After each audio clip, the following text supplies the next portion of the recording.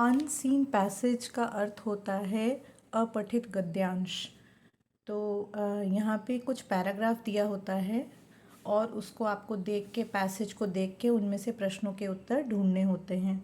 कई बच्चे ये गलती करते हैं कि जैसे ही सामने प्रश्न आते हैं तो वो वाले वाक्य ढूंढने लगते हैं और जहाँ भी उनको वो शब्द दिखाई देते हैं उसे उत्तर बना लेते हैं।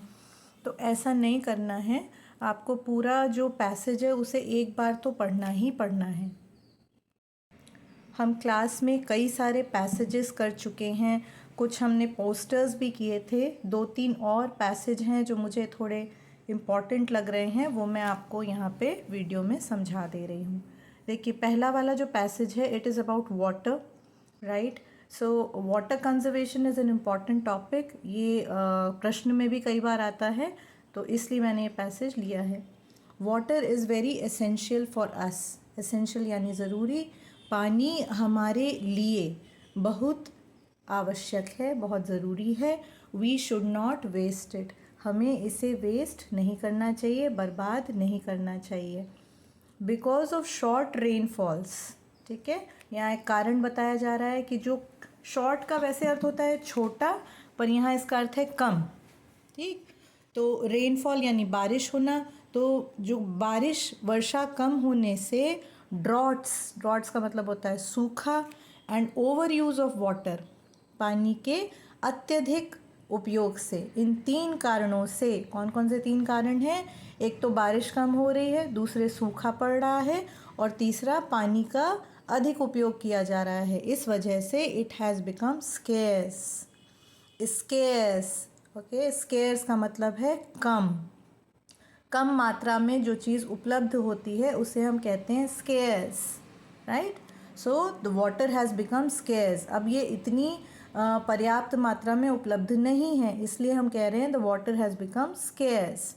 इन द कमिंग ईयर्स, आने वाले सालों में, द प्रॉब्लम, ये तो है, प्रॉब्लम तो है ही, पानी की कमी हो रही है, तो ये जो समस्या है मे बिकम सीरियस, ये और अधिक गंभीर हो जाएगी समस्या।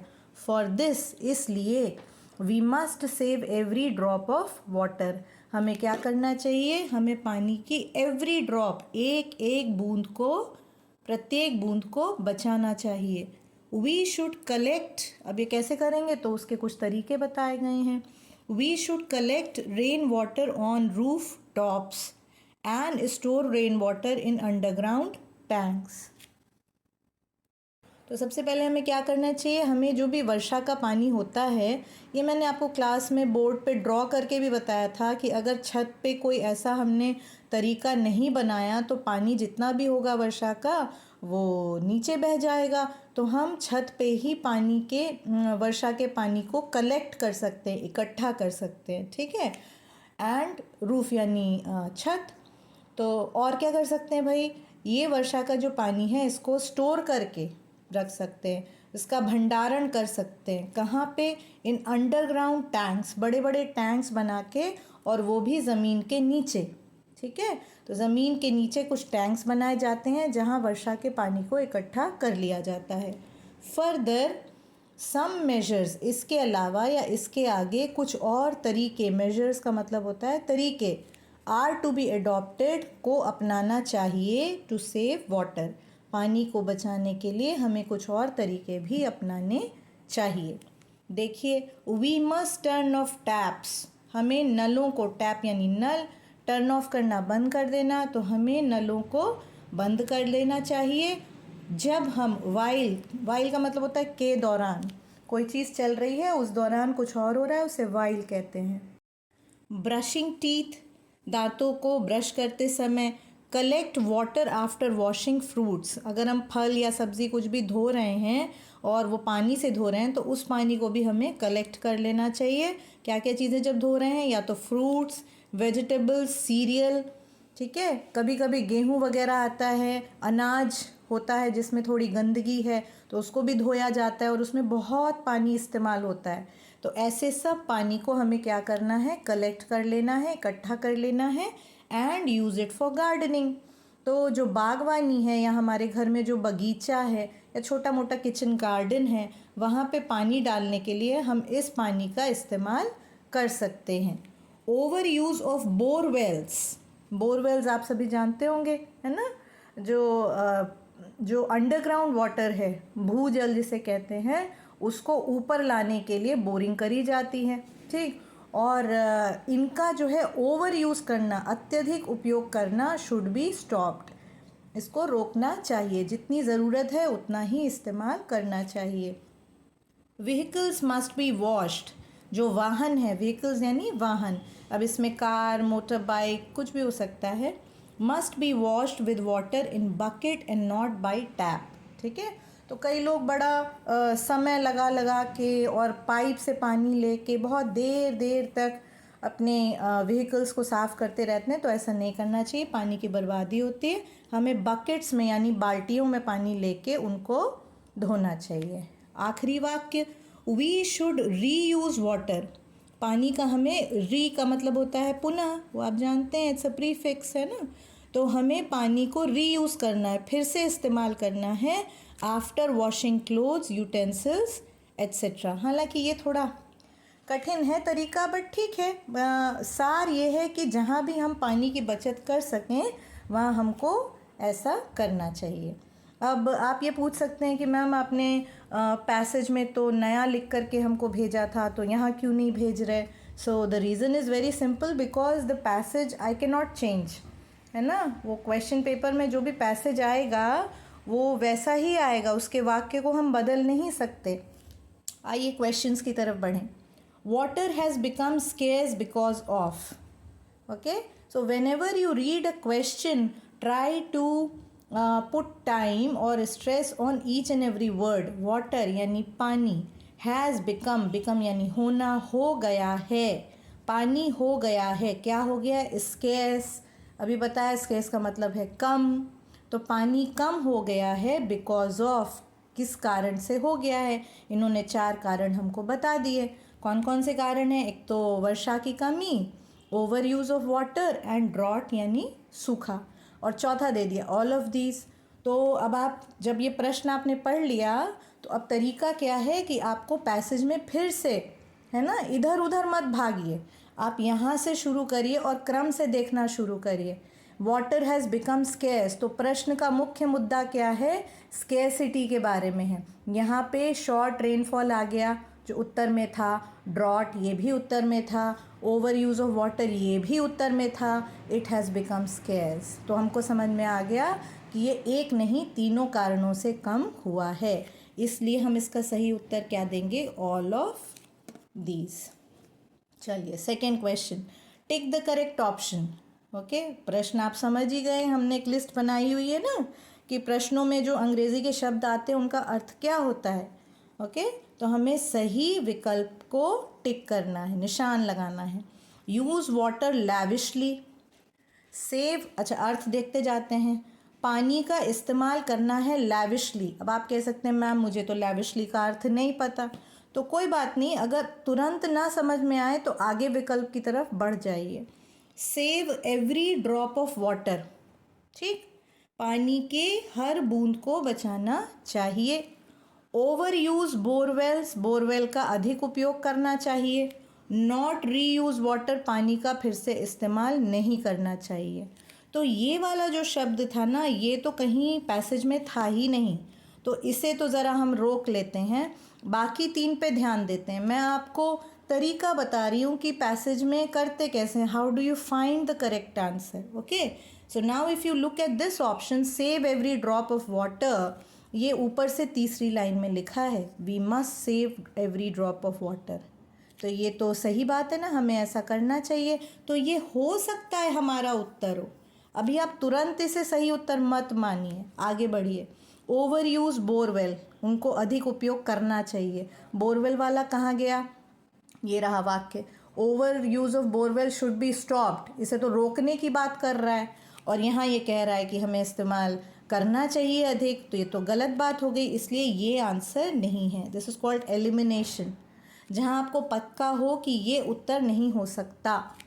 ऐसे ही तीसरे देखिए, नॉट री यूज़ वाटर, राइट, आप आखिरी वाक्य पढ़ ही रहे थे ना, वी शुड री यूज़, हमें फिर से इस्तेमाल करना चाहिए, और यहाँ ये विकल्प कह रहा है कि नहीं करना चाहिए, तो ये तो उल्टी चीज़ हो गई तो ये भी उत्तर नहीं हो सकता। तो 4 में से 2 हमारे आउट हो गए और 2 हो सकते हैं। ठीक है। वैसे लैविशली का मतलब होता है बहुत आराम से, मतलब जितना मन करे उतना। तो जिसको ये अर्थ आता है वो तो समझ जाएगा कि भाई ये सही नहीं है, इसलिए मेरा सही उत्तर आया बी। और जिसको लैविशली का अर्थ नहीं भी आता तो भी अगर उसे उत्तर चुनना ही है तो उसे बी चुनना चाहिए, क्योंकि ऐसा सीधा सीधा ऊपर हमारी 3rd लाइन में लिखा है। तो ये तरीका होता है कि कैसे हम पैसेज में अपना सही उत्तर ढूंढते हैं। देखिए नेक्स्ट आ रहा है opposite of drought is, right. सूखे का ऑपोजिट क्या है? ऑपोजिट यानी विलोम। तो 4 ऑप्शन दिए हैं, rain, flood, earthquake and lack. Rain यानी वर्षा, फ्लड बाढ़ आप जानते हैं, अर्थक्वेक भूकंप, और लैक यानी किसी चीज़ की कमी। तो सूखा कब होता है? जब बारिश बहुत कम होती है। तो इसका हमें उल्टा कैसे ढूंढना है? ये अल्पवृष्टि एक तरीके से हो गई, अनावृष्टि हो गई, तो हमको चाहिए अतिवृष्टि वाली चीज़। तो ये रेन तो नहीं हो सकती, फ्लड हो सकती है, बाढ़ में बहुत ज़्यादा बारिश होती है। अर्थक्वेक का इससे ज़्यादा संबंध नहीं है, और लैक भी गलत है। तो हमारा सही उत्तर हो गया flood. Okay. What is the meaning of essential? Essential ये जो शब्द है इसका मीनिंग यानी अर्थ क्या है?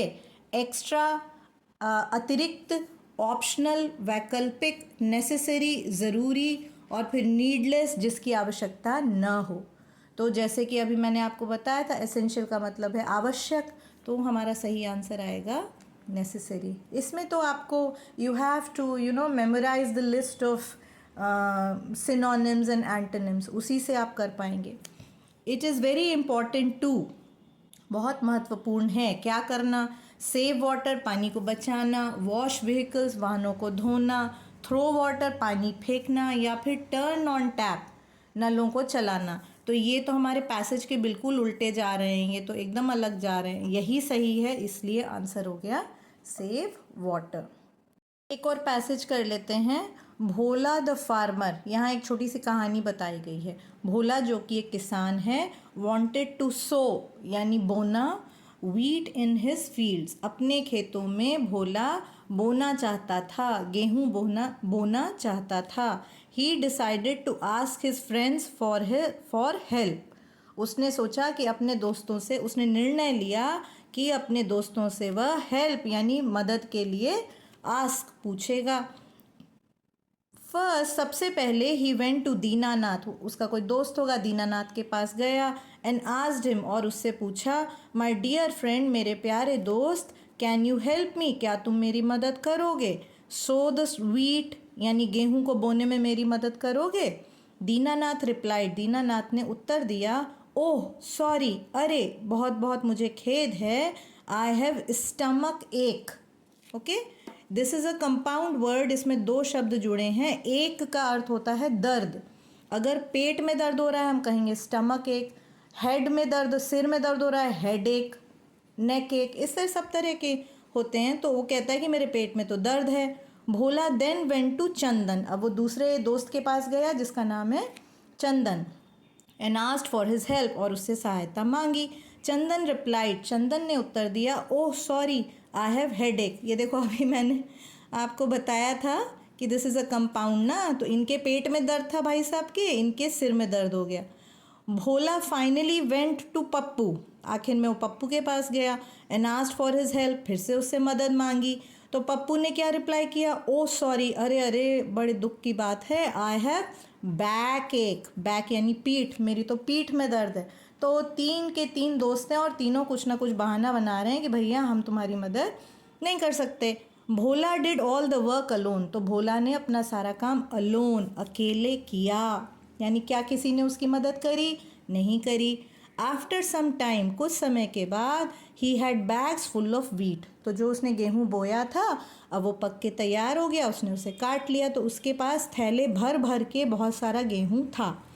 He asked his friends again, इस बार फिर वो अपने दोस्तों के पास गया और उसने पूछा, कैन यू हेल्प मी, क्या तुम मेरी मदद करोगे? टू ईट दिस व्हीट हलवा, इस गेहूँ से मैंने जो हलवा बनाया है, इसे खाने में मेरी मदद करोगे क्या? ऑल ऑफ देम शाउटेड, वो सभी चिल्लाए। शाउट करना यानी चिल्लाना। वो सारे के सारे एक साथ चिल्लाए, यस, हाँ हाँ। तो कहानी क्या बता रही है कि लोग मदद करने में झिझकते हैं, लेकिन आप उनको कुछ मुफ्त में बांटने जाएंगे तो वो ज़रूर ले लेते हैं। खैर, ये तो एक पैसेज था। चलिए क्वेश्चंस देखते हैं।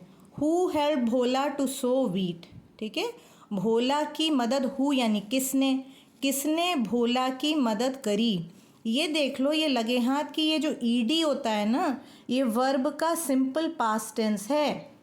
कई बार ऐसे भी प्रश्न आ जाते हैं कि आप इसका पास्ट टेंस बनाइए, है ना, तो आपको वर्ब पता होना चाहिए। हर जगह ईडी नहीं लगता, लेकिन 10 में से 7 जगह लगता है, राइट। तो किसने भोला की मदद करी गेहूं को बोने में? दीनानाथ, पप्पू, चंदन, नोबडी। तो जैसा हमने कहानी में पढ़ा कि तीनों लोगों ने ही मदद नहीं करी थी, तो हमारा आंसर हो गया नोबडी। हु वॉज भोला? भोला कौन था? ये तो पहले वाक्य में है ना, भोला द फार्मर, राइट। तो यहाँ हम देख लेते हैं, farmer, butcher, doctor, shopkeeper. Butcher कसाई होता है, डॉक्टर आप बाकी तो आप जानते होंगे। तो हमारा आंसर हो गया farmer. All his friends wanted to, उसके सभी दोस्त करना चाहते थे। क्या करना चाहते थे? भोला की मदद करना, हेल्प करना। सो वीट, गेहूं बोना चाहते थे क्या? बिल्कुल नहीं। ईट हलवा, हलवा खाना चाहते थे। हाँ, खाना तो चाहते थे। फिर भी आप चौथा ऑप्शन ज़रूर पढ़ो। प्ले विद भोला, भोला के साथ खेलना चाहते थे, नहीं, है ना। तो ये गलत है, ये गलत है, ये गलत है। क्या बचा? ईट हलवा, है ना, यहाँ था ना, सब लोग ने एक साथ कहा। भोला डिड ऑल द वर्क, भोला ने सारा काम किया। दोस्तों के साथ, विद फ्रेंड्स, अलोन यानी अकेले, विद मदर माँ के साथ, विद पप्पू। तो वो दोस्त ने तो कोई मदद करी नहीं थी, माँ का तो कोई जिक्र ही नहीं है, ठीक। और सबसे बड़ी बात ये वाला वाक्य है ना, did all the work alone. So the correct answer is alone. Last question is right the opposite of shout. Shout का हमको ऑपोजिट यानी विपरीत लिखना है। शाउट यानी चिल्लाना। येल का अर्थ भी होता है चिल्लाना, स्क्रीम चीखना, ठीक। क्राई यानी रोना, और विस्पर का अर्थ होता है फुसफुसाना, धीरे धीरे बोलना। तो मेरे ख्याल से अब आपको समझ में आ गया होगा कि अगर हम बहुत ज़ोर से चिल्ला रहे हैं तो इसका विपरीत क्या होगा? विस्पर। ये हमारा सही आंसर है। So these are just 2 more passages. बाकी तो हमने ये वाला होम वाला भी किया था, बहुत सारे किए हुए हैं, राइट। तो कोई भी पैसेज आ जाए आप उसको पहले अच्छे से पढ़िए, फिर क्वेश्चंस के हिसाब से चारों ऑप्शंस को तौलिए कि क्या इसका जिक्र इस पैसेज में है कि नहीं है, ठीक है। You will be able to do the unseen passage.